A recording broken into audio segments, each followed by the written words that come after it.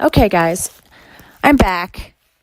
We realized the problem, and that is that I'm trying a new podcast app, and the recording only allows me, I'm sure you have to pay a premium or something, but the recording only allows me to talk for 15 minutes, so I got to keep myself short here. So this is part 3 of podcast 1, technically, and where we left off was talking about total nuclear annihilation coming out, and I think we were talking about how the guy who created this machine did a seriously incredible job. From what I've seen online of the game being played, I haven't played it myself, my husband has, but from what we've seen online of the game being played, the game it's ridiculous. It's considering like some random Joe just decided he was going to make this game. I'm sure it took him years to engineer this entire game. But he just did it to share it with other people. And, it's super, super impressive. I don't know, we were talking about how it's going to hold up when you compare it to some of the newer games, some of the older games that have, the oldies but goodies are favorites. And if the depth of play is going to be anything that you can compare it to. My husband says, yes, I am still undecided because I haven't played it in person yet. But props to him for making the game. We have deemed you the nerd god. And we think you're awesome. Okay, so to close off podcast number 1, again, this is Mrs. Pin, and I'm going to give you a few tips to surviving life as a pinball spouse. So this is, I do not discriminate for all of you men out there who have pinball fanatic wives, but also for all of you women out there who have pinball fanatic husbands. Clearly I can relate. Few tips to sign off by. Tip number 1, the Pinside website is an incredible resource. And specifically, the Pinside map is something that you want to get well acquainted with. It is a map of the world, and you can zoom in using 2 fingers to any location in the world and find the pinball machines that are there.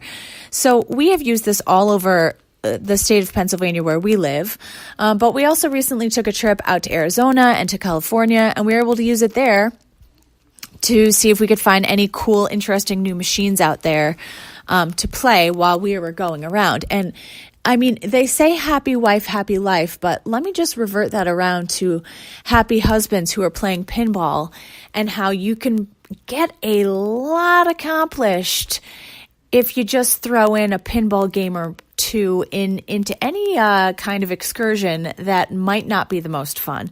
Let's just say, for example, you need to go shopping for something, anything. And everybody knows, most men do not love the mall, but you say, oh, hey, honey, I really have to go shopping for new socks.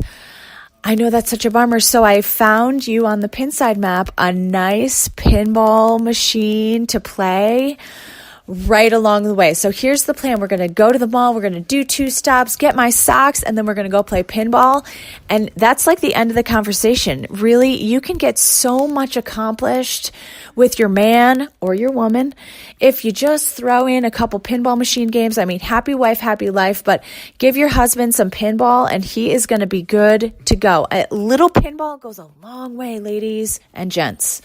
Okay, my next tip is to make yourself a pinball brochure.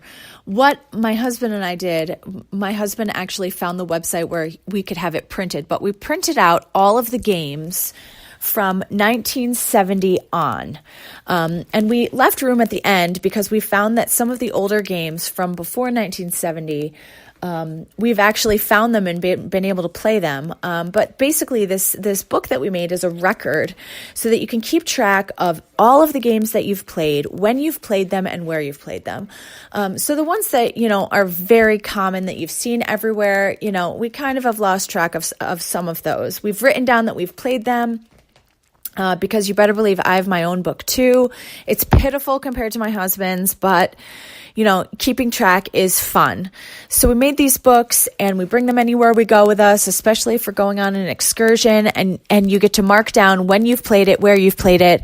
And then, it kind of helps you remember and compare the machines, and it's just super fun. I don't know. It's fun to just compare, to see the playability of the games, to see which ones are the most fun, to see which ones have the best, the best themes. And especially now with a lot of the pinball machine companies coming out with newer versions of the older machines. And I'm specifically talking about the Pirates of the Caribbean. It's fun to play the old one and then to see what they're going to come out with, just kind of makes it pretty cool to be able to compare. So make yourselves a book. You can write it on a piece of paper, take a composition notebook. We found the list of all the games online from 1970 on. We put them in ABC order. And then we left a bunch of lines at the end for notes and for, to add games that we hadn't initially put into the brochure. So lots of fun. Do that for sure.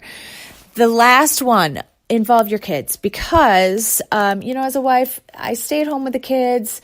They're like attached to my hip. It's, it's a little ridiculous, but if you involve the kids, it makes it that much more fun. We're still working on our kids' attention spans so that they can play more than one pinball game at a time. But if you involve your kids in it and you try to get them into it, it becomes more of like a family thing. And then when you go out on these excursions, it's a lot more fun. Just involve your kids. So that's it. Podcast number 1. I'd say it's a success. Don't know if there's going to be a number 2, but we'll see. But this is Mrs. Pin signing off. After a quick shout out to Jack Danger, who is still broadcasting a table, and to all of the other pinball podcast people out there, I've got mad respect. So I'll talk to you later. Peace out, Cub Scouts.